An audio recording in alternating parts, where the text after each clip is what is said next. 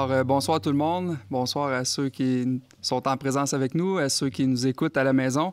Tout d'abord, avant qu'on commence, j'aimerais juste faire un petit mot en lien avec les tarifs douaniers. Comme vous pouvez le voir, c'est le dossier de l'heure qui touche la majorité de nos entreprises au Québec et partout au Canada. Et à Victoriaville aussi, on a plusieurs entreprises manufacturières qui vont être frappées de plein fouet par les nouveaux tarifs s'ils sont mis en application. À Victoriaville, c'est en fait des entreprises manufacturières qui exportent. 72 % des exportations sont dirigées vers les États-Unis. C'est donc quelque chose à prendre avec beaucoup de sérieux dans notre région. C'est pourquoi Destination Entreprises, qui est notre organisme de développement économique, a convoqué une cellule d'action qui est composée d'élus, d'entrepreneurs, de gens du milieu économique pour préparer les actions qui seront mises en place ici à Victoriaville et dans toute la région.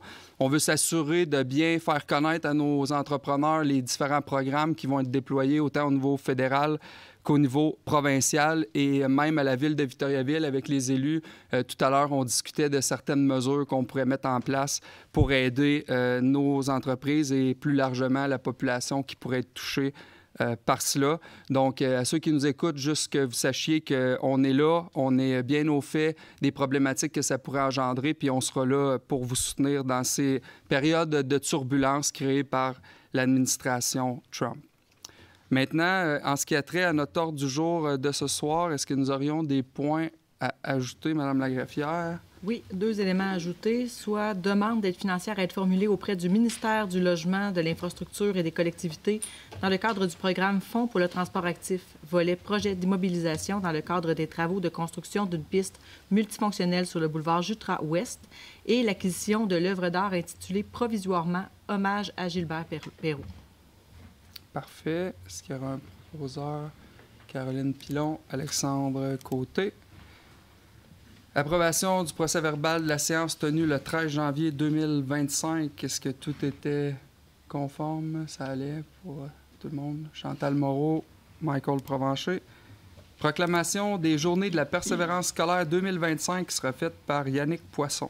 Oui, considérant que je suis papa de 3 enfants d'âge scolaire. On m'a dédié à la tâche de souligner cette proclamation.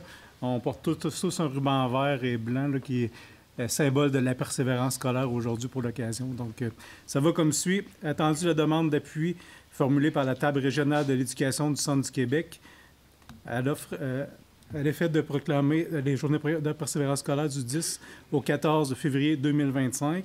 Attendu que l'éducation est un pilier fondamental de développement individuel et collectif, ainsi qu'un levier essentiel pour une société inclusive et prospère.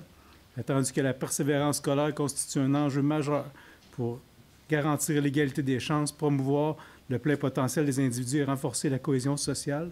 Attendu que la sensibilisation à l'importance de la persévérance scolaire contribue à mobiliser tous les membres de la communauté en nourrissant un sentiment de responsabilité collective envers la réussite éducative.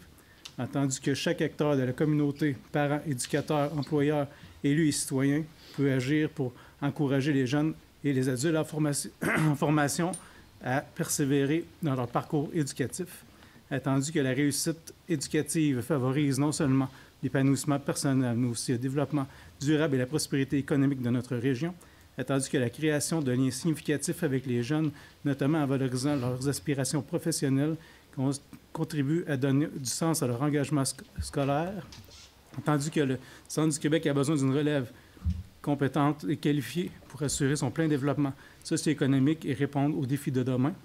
Attendu que la mobilisation en faveur de la persévérance scolaire constitue un investissement dans le capital humain de la région en renforçant les bases d'un avenir durable. Attendu que la Table régionale de l'éducation du Centre du Québec organise chaque année en février une édition régionale des Journées de la persévérance scolaire pour valoriser les efforts des étudiants et mobiliser la collectivité.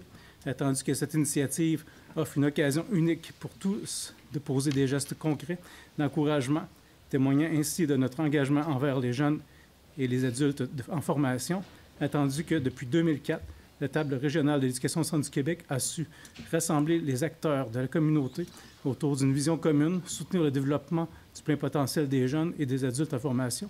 En conséquence, nous proclamons les Journées de la persévérance scolaire 2025 qui auront lieu, je le rappelle, du 10 au 14 février. Ouais. Merci beaucoup, Yannick. Alors, Yannick Poisson propose, Patrick Paulin second. Participation de la Ville de Victoriaville au programme de subvention Réno-Québec 2025-2026.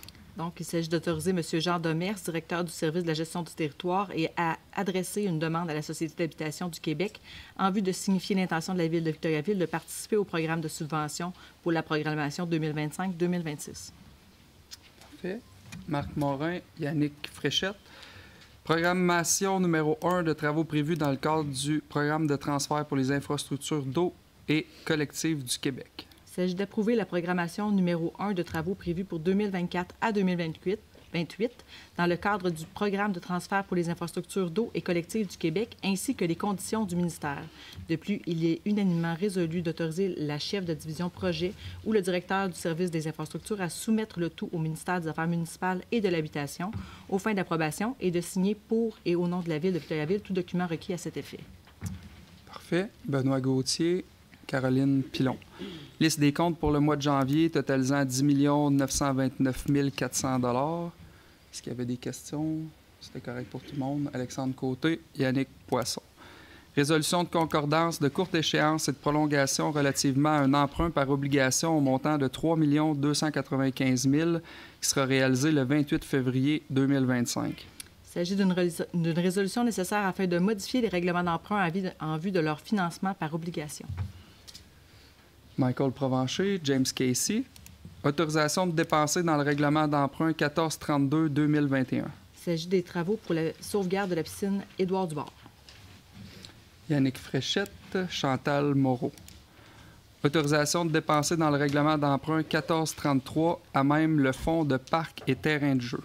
Il s'agit de la mise à niveau du parc Sainte-Famille, de travaux au 33 Notre-Dame-Est, phase 2, et de travaux de prolongement de la rue Patrice. Il s'agit d'une participation dans une entente relative à des travaux municipaux.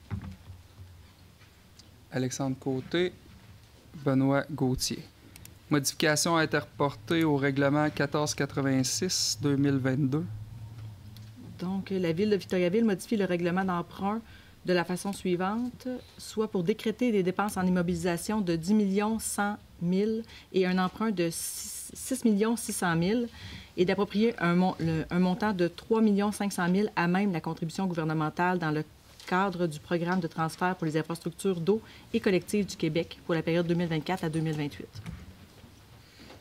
Michael Provencher, James Casey. Autorisation de dépenser dans le règlement 1486-2022. Il s'agit de travaux pour la station de pompage Laurier, la mise à niveau du régulateur Saint-Philippe et la vanne de contournement réserve 1 vers réserve 3 pour l'usine d'eau potable Amel. Yannick Poisson, Benoît Gauthier. Autorisation de dépenser dans le règlement d'emprunt 1595-2024. Il s'agit d'un système de préparation automatique de polymères pour les presses FKC pour l'usine d'épuration et la réfection des conduites d'aération pour l'usine d'épuration également. Chantal Moreau, Yannick Fréchette. Autorisation d'effectuer, d'affecter ou de libérer des dépenses à être financiers par les activités de fonctionnement, l'excédent de fonctionnement, les revenus de transfert et les emprunts de la municipalité. Il s'agit d'un ajustement des autorisations obtenues pour refléter la programmation numéro 1 de la TECQ, ainsi que l'autorisation de dépenser pour le projet d'agrandissement de la piscine Édouard Dubord. Marc Morin, Yannick Fréchette. Demande d'aide financière dans le cadre du programme Fonds Région Ruralité, volet municipalité de la MRC d'Arthabasca. Il s'agit d'approuver la demande d'aide dans le cadre du programme volet municipalité pour la MRC. Caroline Pilon, Benoît Gauthier. Recommandation du Comité Loisirs, Culture et Développement des communautés concernant les demandes d'aide financière aux événements. Donc, je vais lister les organismes qui vont obtenir de l'aide. Il s'agit du Club de basketball Les Astéries pour le tournoi classique des Astéries, le Club de basketball Les Astéries pour le tournoi masculin, le Comité d'accueil international des Bois-Francs pour la fête de la diversité culturelle, le comité organisateur du concours soliste et petit ensemble de la Fédération des harmonies et des orchestres symphoniques du Québec, la Corporation Gestion des rivières Bois-Francs Festival de la Truite, Festival de blues de Victoriaville Rock la Cause, Fête victorienne, gestion des tournois de soccer, tournois de Desjardins en été, gestion des tournois de soccer, tournois Ficello en hiver, Grand défi de Victoriaville, Bonjour Printemps, Noto, Ultra, Trail, Défi des Appalaches, Défi des Bois, Défi des Familles, Production plateforme pour le Festival de musique actuelle et la Société d'agriculture des Bois-Francs pour un total d'aide de 854 568 $.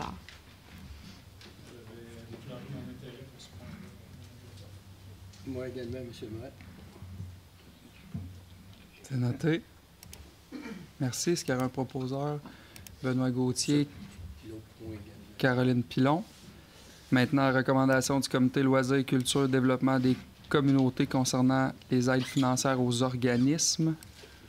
Donc, les organismes sont l'AFEAS de Victoriaville, Action Toxicomanie Bois-Francs, Association de tennis de Victoriaville, Association des groupes d'éducation populaire autonome Centre du Québec, Association des familles monoparentales et recomposées La Source, Association des locataires Centre du Québec, Association sportive Le Laurier de Victoriaville, Bureau de lutte aux infections transmises sexuellement par le sang, Cadets de l'armée optimiste 27-28, Carrefour d'entraide bénévole des Bois-Francs Audiothèque, Chante d'âme, Club de natation des Bois-Francs, Club de soccer Optimum de Victoriaville, Club de taekwondo Bois-Francs, Club de judo Victo, Club synchro Vic, Corporation gestion des rivières Bois-Francs Journée pêche en ville, Ensoleillement unité de débordement Victoriaville, Espace Centre du Québec, Football jeunesse Victoriaville, Harmonie l'inspiration,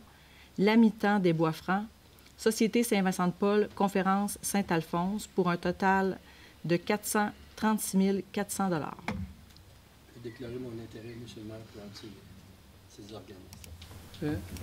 C'est noté. Yannick Fréchette, Chantal Moreau. Demande d'aide financière formulée par le Cercle des fermières de Victoriaville. Donc, il s'agit d'accorder une aide financière au Cercle des fermières tel que mentionné dans le document joint à la présente résolution pour faire partie intégrante de la résolution selon les montants qui sont déterminés. Alexandre Côté, Patrick Paulin.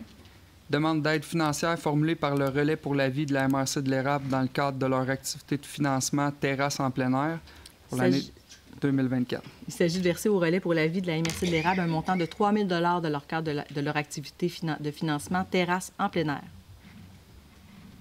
James Casey, Yannick Fréchette.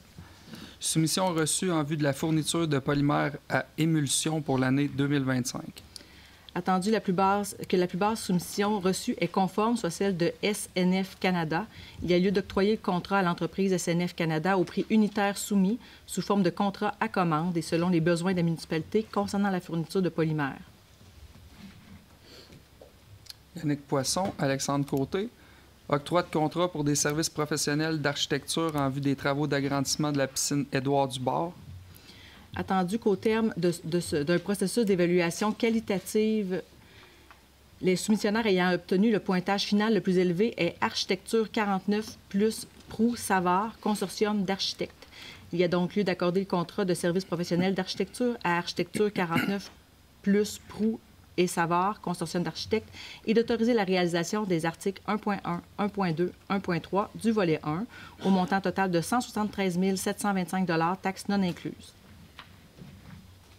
Chantal Moreau, Yannick Fréchette. Octroi de contrat service professionnel d'ingénierie en vue des travaux d'agrandissement de la piscine.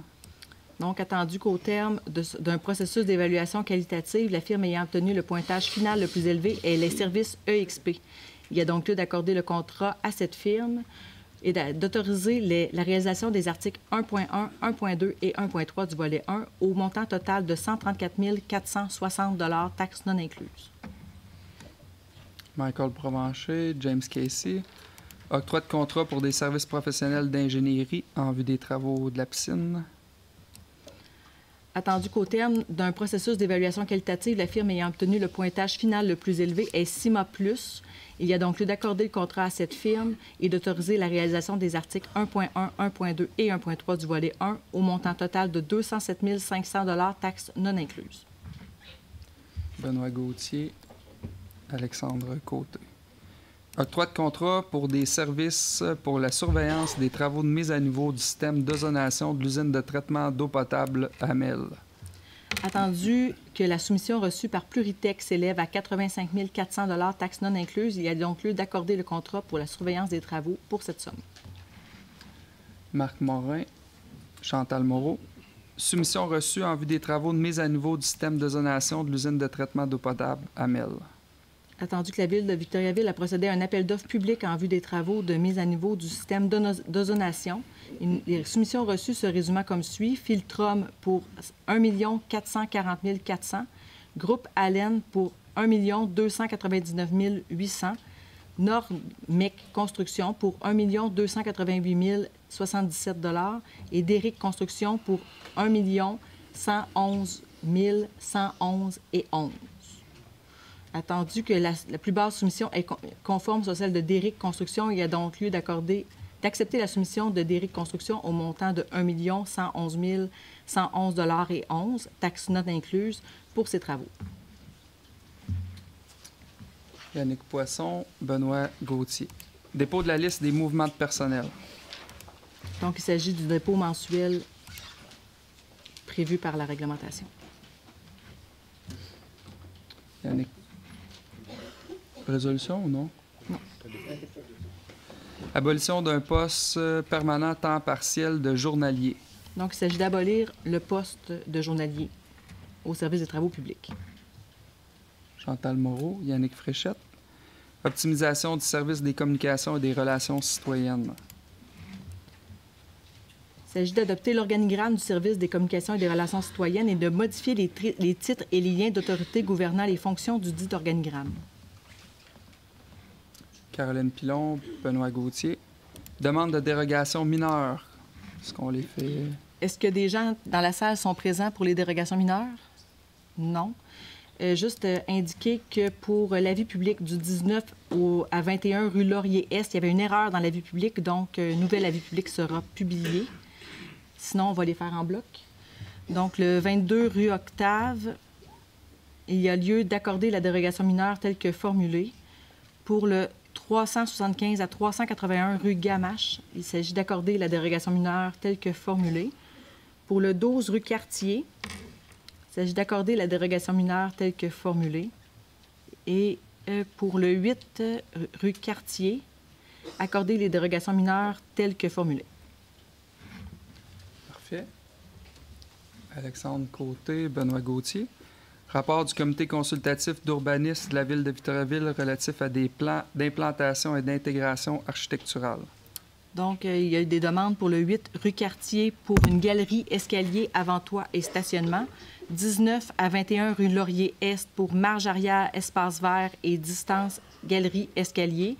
Et le 150 à 154 boulevard des Bois-Francs-Sud pour une enseigne. Michael Provencher, Yannick Fréchette.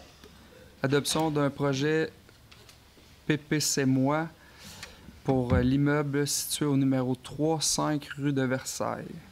Il s'agit d'autoriser sur l'immeuble situé au 3-5 rue de Versailles l'ajout d'un 5e logement et l'aménagement d'une aire de stationnement en cour avant qui sont dérogatoires. L'Assemblée publique de consultation prévue pour ce projet de résolution aura lieu le lundi 10 mars 2025 à 17h à l'Hôtel de Ville de Victoriaville. Patrick Paulin, Caroline Pilon. Adoption de la résolution PPH 2025-01 concernant un projet particulier d'habitation pour les immeubles situés au numéro 805, 807, 809, boulevard des Bois-Francs-Sud. Donc, tel que mentionné à l'Assemblée publique de consultation, la résolution est modifiée par l'ajout de la mention dans le secteur C au paragraphe BI d'ajouter unifamilial après habitation et dans les conditions par l'ajout au paragraphe Q que le niveau de plancher des immeubles du secteur B ne pourra excéder 0,60 m du niveau du sol fini. D'accord. James Casey, Chantal Moreau. Fermeture de rue pour l'événement Le Petit Carnaval d'Arthabasca. Donc, il s'agit de décréter la fermeture partielle de la rue d'Aigle entre l'entrée du stationnement du centre communautaire d'Arthabasca et de la rue Verville le samedi 15 février 2025 de 7h à 17h pour la tenue de cet événement.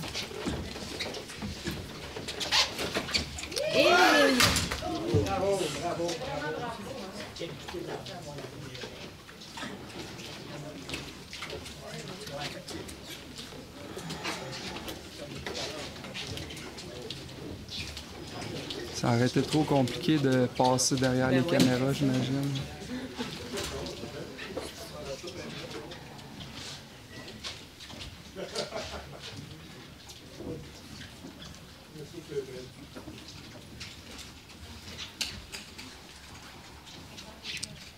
Donc, proposition pour la fermeture de rue pour le carnaval du Petit Arthabasca, Patrick Paulin, Yannick Poisson. Protocole d'entente à intervenir sur le fonctionnement du service d'urgence civile du Québec, le SIUC. Il s'agit d'approuver le protocole d'entente sur le fonctionnement du SIUC à intervenir entre la Ville de Victoriaville et le SIUC pour la période du 1er janvier au 31 décembre 2025 et autres conditions énoncées au dit protocole d'entente. Parfait. Benoît, le SIUC. Benoît Gauthier, Caroline Pilon. Entente à intervenir dans le cadre du projet de recherche Augmentation de la capacité et de la résilience des infrastructures de traitement et de gestion des eaux pour les contaminants émergents et normés. Il s'agit d'approuver l'entente de recherche à intervenir entre l'ETS, l'Université McGill, Kémira et la Ville de Victoriaville pour la formation professionnelle dans le cadre du projet de recherche. Yannick Fréchette, Michael Provencher. Adoption du plan d'action 2025 du plan d'agriculture urbaine. Il s'agit d'adopter le plan 2025 joint à la présente résolution. Marc Morin. Yannick Fréchette. Parfait. Projet d'acte de donation à intervenir concernant un immeuble situé sur la rue Lactantia.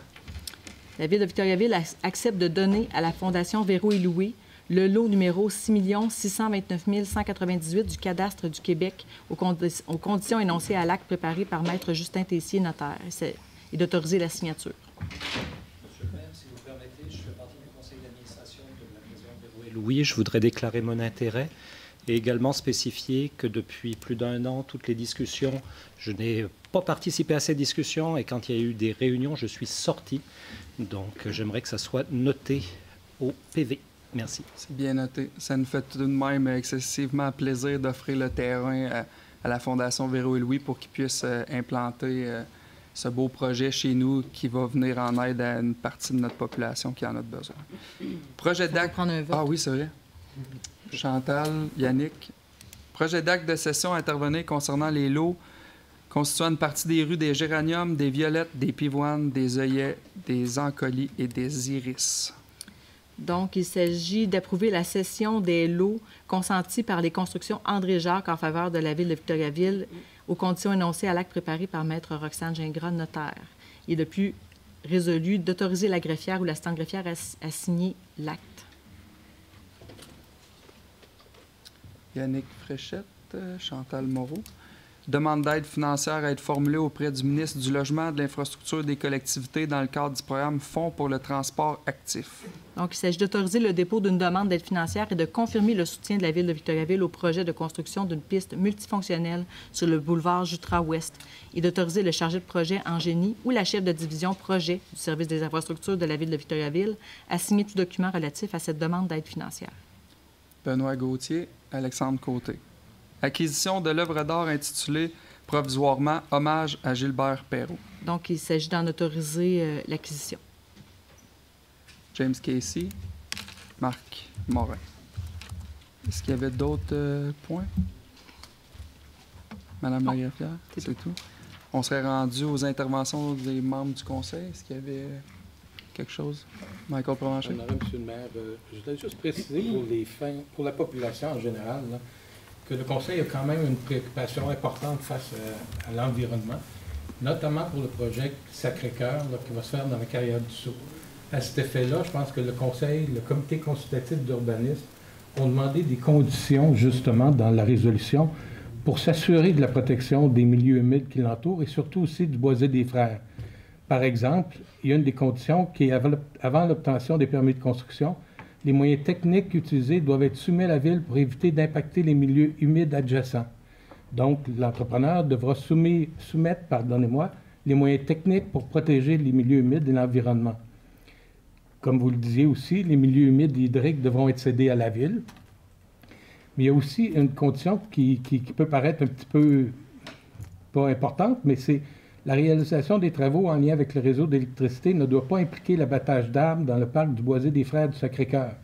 Parce qu'habituellement, comme on le dit, un projet signature a des lignes en arrière de l'eau, ce qui aurait eu pour effet, potentiellement, d'obliger la coupe d'arbres dans le Boisé des Frères pour respecter les normes d'Hydro-Québec qui demandent à peu près 4 mètres, qui est à peu près 15 pieds, des lignes de l'eau pour pouvoir implanter des lignes en arrière de l'eau. Mais on a mis une condition justement pour ne pas qu'il y ait de coupe d'arbres. Comme ça, il y a beaucoup de dispositions, de conditions qui ont été mises pour essayer d'assurer le respect du Boisé des Frères et aussi du milieu humide qui est adjacent. Comme ça, de dire que la Ville ne se préoccupe pas des milieux humides ou de l'environnement, je pense que c'est faux. On essaie de le faire tout en permettant la construction de logements. Puis c'est vrai que ces logements-là ne régleront pas la question du manque de logements à Victoriaville, mais ça va répondre à des besoins d'une certaine clientèle, tout comme la maison Véro et Louis, pour laquelle on a accepté une donation, va répondre à des besoins criants pour des gens qui sont très vulnérables. Et puis, même chose pour le projet qu'on envisage actuellement à l'Église de l'Assomption, qui vise la construction d'à peu près 80 logements abordables. Donc, comme on le voit, la Ville se préoccupe de l'ensemble de sa clientèle et de ses citoyens, puis ne se limite pas seulement, comme certains le disent, à faire des logements pour les riches. Ce n'est pas le cas. Sauf qu'il faut assurer la couverture de l'ensemble de nos citoyens. Tout à fait. Donc, je voulais quand même apporter cette précision-là, M. le maire, là, pour remettre certains pendules à l'heure. De un. Et de deux, on parle des conseillers qui ne parlaient pas en réunion du conseil. Bien, le rôle du conseiller ne se fait pas en séance du conseil. Il se fait en séance d'études lorsqu'on utilise notre pouvoir d'influence. Et c'est ce qui a amené à la mise en place de ces conditions-là, parce que des conseillers se sont levés et ont demandé ces conditions-là. Tout à fait. Donc, oui, on le fait, mais dans les lieux appropriés. Donc, merci. C'est ce que je voulais apporter comme précision. Michael, puis à titre de président du comité consultatif d'urbanisme, aussi, vous avez mis beaucoup d'heures à l'analyse du projet et de tout autre projet qu'on reçoit. Puis, Exactement, il y a eu beaucoup d'heures. Puis il ne faut pas oublier que le comité consultatif d'urbanisme est constitué, oui, de trois élus, mais de plusieurs citoyens de la ville.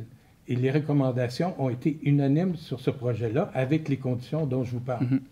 Donc, je pense que c'était important d'apporter ces précisions-là. Merci, Michael Provencher. Est-ce qu'il y avait d'autres interventions? On serait rendu à la période de questions. Oui, donc nous allons maintenant passer à la période de questions. Pour assurer le bon déroulement des échanges et permettre au plus grand nombre de s'exprimer, voici quelques rappels des consignes à respecter. Si vous souhaitez poser une question, merci d'attendre l'appel de votre nom avant de vous présenter au micro.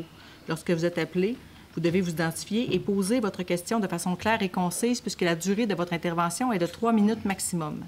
À noter que la période de questions dans son ensemble dure 45 minutes. Enfin, nous vous rappelons que le vouvoiement est nécessaire, le ton doit être courtois et que le langage employé doit être approprié afin que les discussions se déroulent dans un climat d'échange respectueux. Merci de votre collaboration. Donc, nous allons débuter avec Roger Croteau.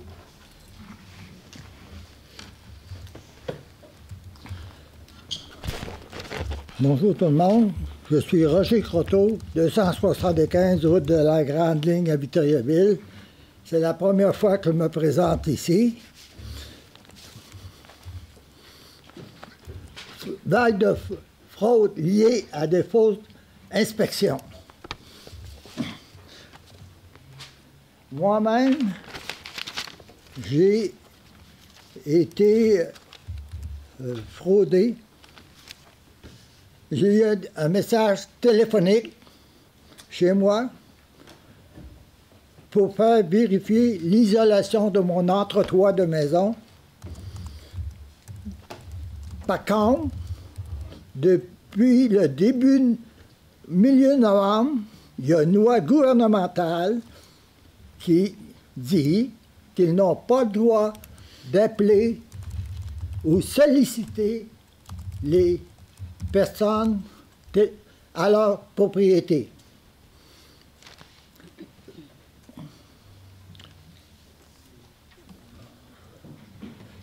Ils disent aussi, lors de l'appel téléphonique, c'est subventionné par le gouvernement, ce qui est faux. Et qu'il n'y a aucun frais pour la soumission. La personne qui se présente à la maison fait la vérification de l'entretoit, me fait part la présence de champignons dans mon entretoit et un manque d'isolation.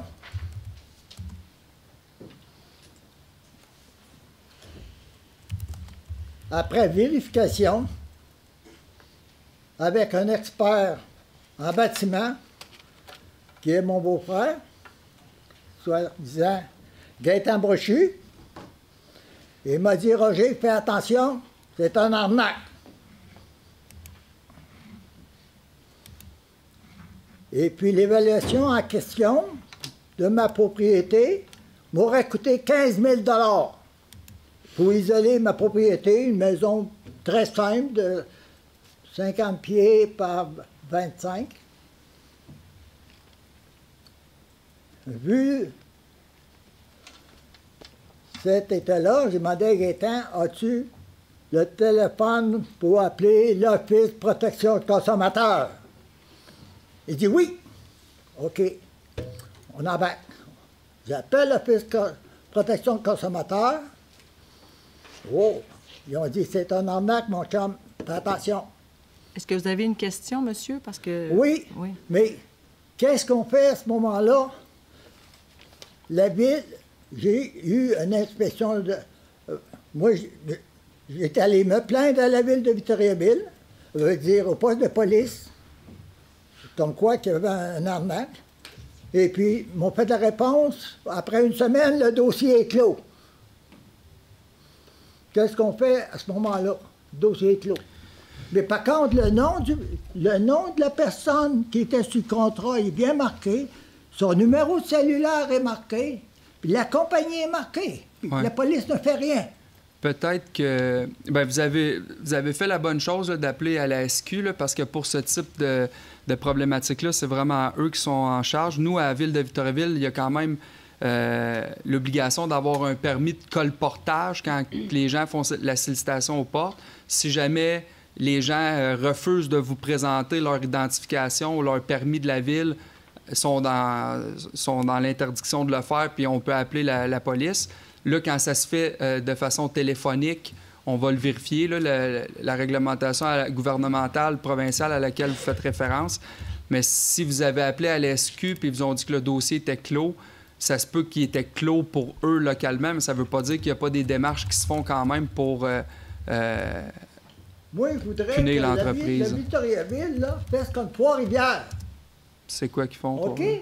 Vague de fraude liée à des fausses inspections. Ça c'est en bonne et due forme. C'est parce que l'inspection en question, c'est des fausses. Ouais. Des fausses photos. C'est pas les photos réelles de notre propriété. Bien, laissez-nous le document en question. C'est pour ça que moi, je me suis présenté ce soir pour vous dire, Victoriaville, là, il faut qu'ils mettent ses culottes, puis go. Hein? On ne ferme pas le dossier de même parce qu'il y en a qui sont fait prendre encore après-midi, c'est allé au poste de police. Et puis, ils ont des plaintes. Si j'aurais été assez intelligent d'avoir été chercher le numéro de plaque de la personne, ils les auraient pris, les gars. Ouais. Ils sont encore en ville. Il y a des gens qui se font appeler encore. OK. Bon, bien, on prend ça au sérieux. Laissez-nous et puis ça, là... le document de la ville de Trois-Rivières, on va regarder. Puis on va faire les suivis nécessaires avec la sûreté. J'aimerais avoir la suite. Parfait. Merci. On s'en occupe, M. Roger. Bonne soirée. Je sais pas s'il y avait... des questions en ligne. OK, oui. Francine Fortier. Bonjour, j'aimerais savoir où en sont rendues les démarches concernant l'ancien restaurant Mykonos.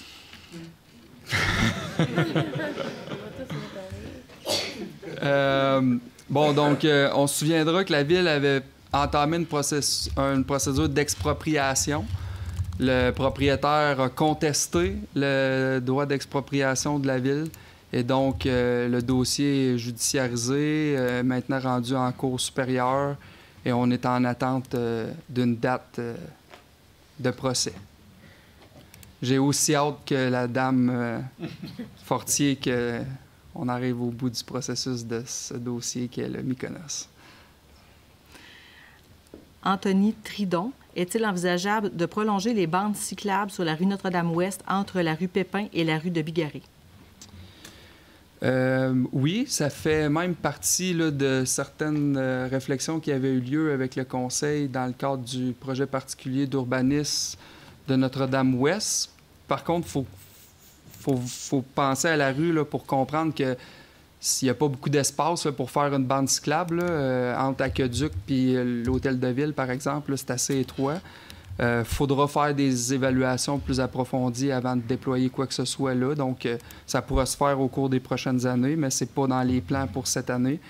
Mais cette année, par contre, on a le prolongement de la piste Jutra-Ouest qui va venir connecter là, tout le secteur Montcalm. Puis ça, c'est des travaux qui vont commencer dès le début de l'été. Donc, nous avons une dernière question. Jean Verville. Le projet de la Sablière comporte un seul accès au boulevard Boisfranc. N'est-ce pas imprudent de ne pas avoir d'accès alternatif pour un quartier de cette envergure? Il y aura tout de même une deuxième sortie là, qui va pouvoir se faire par l'entremise de la bibliothèque.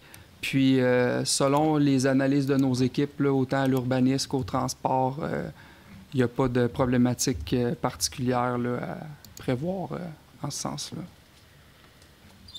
Il n'y a pas d'autres questions. Ça mettrait fin à la période de questions? Non, c'était tout. On a épuisé les questions? Bon, ben merci à tout le monde qui avait été avec nous ce soir en présence. De même que ceux qui nous écoutent à la maison, je vous souhaite un beau mois de février, puis on se retrouve au mois de mars. Bonne soirée tout le monde.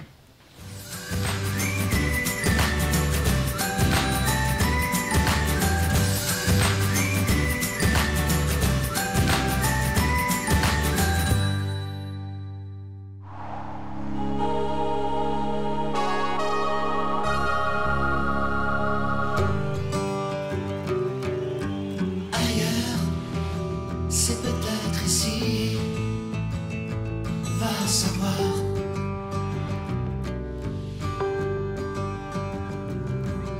L'autre